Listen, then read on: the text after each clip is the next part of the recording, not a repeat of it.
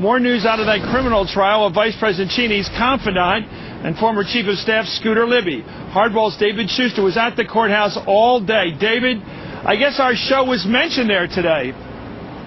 Chris, absolutely, and we'll backtrack and talk about, of course, the big picture, of course, here is when did the Vice President's confidant, Scooter Libby, learn that Valerie Wilson, the wife of administration critic, worked at the CIA? How did he learn about it? And did Libby then lie and perjure himself when he said he learned about it from reporters? What prosecutors are doing is they're putting witness after witness on the stand showing that Scooter Libby was told Valerie Wilson worked at the CIA before Scooter Libby had conversations with reporters. Today, the blockbuster testimony came from Kathy Martin, Vice President Cheney's own press secretary during the relevant time period. She described in dramatic fashion the very first press report that came out in May, a column by the New York Times, that made an oblique reference to an ambassador going to Niger and concluding that, in fact, Iraq had not been seeking uranium from Africa. Martin testified that the Vice President's office wanted more information on this trip, and she testified in dramatic fashion about talking to Bill Harlow, the spokesman of the CIA, and asking him about this trip, and Harlow telling her, Ambassador Joe Wilson, who used to be ambassador in the Middle East, he was the ambassador who went on this trip, and here's what he concluded, and oh, by the way, his wife, Valerie Wilson, works at the CIA. Martin testified on the stand. She immediately went to the office of the Vice President and told Vice President Cheney and Scooter Libby, this is what we know. The CIA says that Ambassador Joseph Wilson was the ambassador on his trip, and his wife works at the CIA. Martin then describes the period in July of 2003 when Ambassador Wilson himself goes public. He writes a column in the New York Times. He goes on NBC's Meet the Press.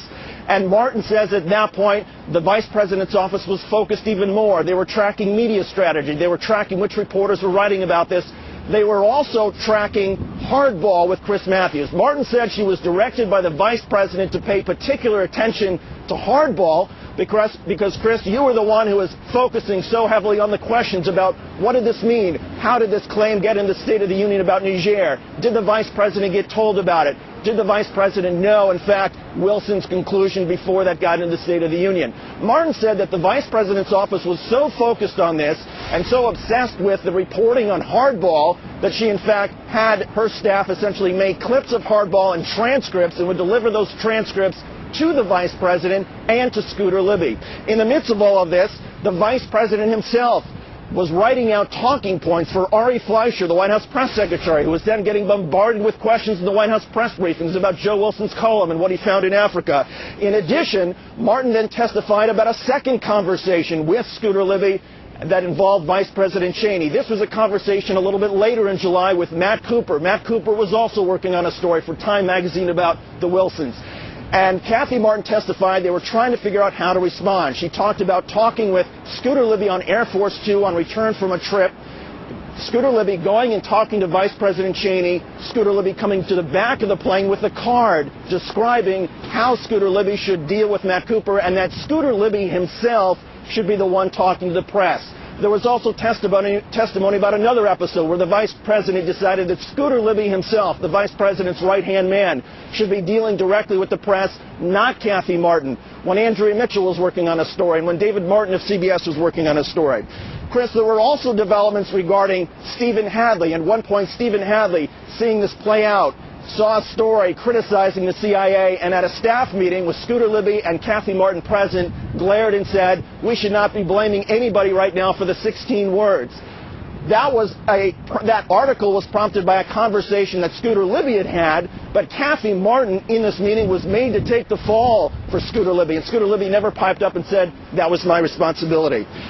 In addition, Chris, there were also some notes that were introduced as evidence dealing with the Vice President and the Office of the Vice President's strategy in all of this. And Kathy Martin's own notes, in her own handwriting, said, leak.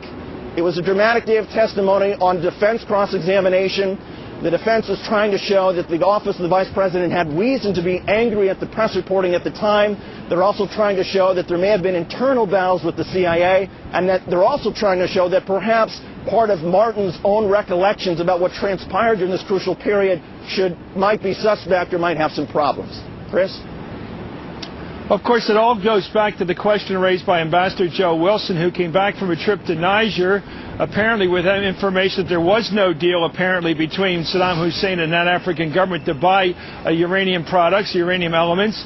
And of course the question is, why would a trip that was triggered by an inquiry by the Vice President not yield back that information to the Vice President that there was no deal? And why wouldn't that fact get into the State of the Union rather than the President's claim of British intelligence that said there was a deal to buy uranium, which of course became one of the underpinnings of this administration's argument that we had to go to war with Iraq because they were threatening us with a nuclear weapon.